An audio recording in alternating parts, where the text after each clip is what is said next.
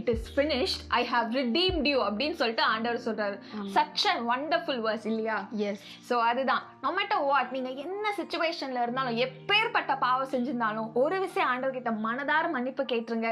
ஆண்டவர் இன்னைக்கு உங்களை பார்த்து சொல்றது அதுதான், I have redeemed you, I have redeemed you, it is finished. இனி நீ அதை திரும்பி பார்க்காத, அதை குறிச்சு நீ இனி கவலைப்படாத, அதை குறிச்சு நீ யோசிக்காத அப்படின்னு சொல்லிட்டு ஆண்டவர் இன்னைக்கு நம்ம ஒவ்வொருத்தரையும் பார்த்து சொல்றாரு.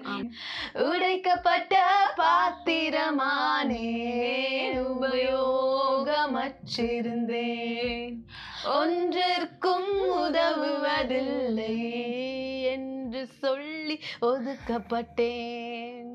குயவனே உந்தன் கரம் மீண்டும் என்னை வணைந்தது, விழுந்து போன இடங்களில் எல்லாம் என்